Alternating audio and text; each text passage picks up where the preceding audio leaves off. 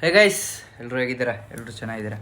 Okay guys, ಇವತ್ತು video ನಾವು ಬಂದುಬಿಟ್ಟು ಒಂದು ಚಾಲೆಂಜ್ ತೊಗೊತಾ ಇದ್ದೀನಿ ಗೈಸ್. ನಾನಂತೂ ಚಾಲೆಂಜ್ ಏನಿಲ್ಲ, ನನಗೆ ಚಿಕ್ಕದು ಅನ್ನಿಸ್ತಿದೆ. ಅದು ಚಿಕ್ಕದು ದೊಡ್ಡದು ಅದೇನೋ ಆಗಿರ್ಬೋದು.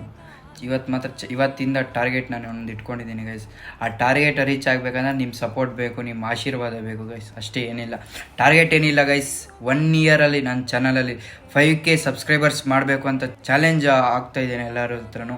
ನೀವು ಇದಕ್ಕೆ ಸಪೋರ್ಟ್ ಮಾಡಬೇಕು, ನನ್ನನ್ನು ಬೆಳೆಸಬೇಕು ಗೈಸ್. ನೀವು ಇವತ್ತಿಂದ ನನ್ನ ಚಾನಲಲ್ಲಿ 1 ಇಯರ್ವರೆಗೂ ಕಂಟಿನ್ಯೂಸ್ ಆಗಿ ನನ್ನ ಚಾನಲಲ್ಲಿ ಒಂದು ವೀಡಿಯೋ ಮಿಸ್ ಆಗ್ತಿದ್ದಂಗೆ ಬರ್ತೈತೆ ಗೈಸ್.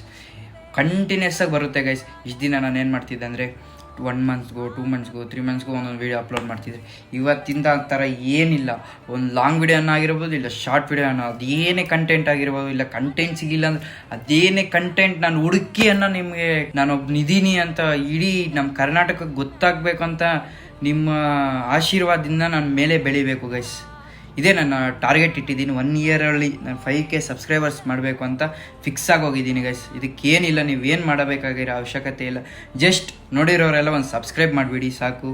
ನನಗೆ ಅದೇ ಥರ ಮುಂದೆ ಇದೇ ಥರ ಕಂಟೆಂಟ್ಸ್ ಕೊಡ್ತಾಯಿರ್ತೀನಿ. ಕಂಟೆಂಟ್ಸ್ ನೆಕ್ಸ್ಟ್ ಬಂದು ಸ್ವಲ್ಪ ಜಾಸ್ತಿ ದೊಡ್ಡ ಗೋಲ್ ಇದೆ, ಅದು ಮುಂದೆ ತಿಳಿಸ್ತೀನಿ ಯಾವ ಥರ ಮಾಡಬೇಕು ಅಂತ.